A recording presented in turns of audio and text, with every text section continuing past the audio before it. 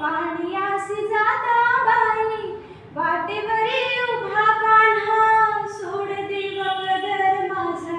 नारळ आहे परक्याची सोड देव पदर माझा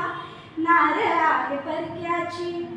सोड देव पदर माझा नारळ आहे परक्याची सोड देव पदर माझा नारळ आहे परक्याची या कृष्णाची या कान्हाची तिरपी नजर माझ्यावर या सावळ हरीची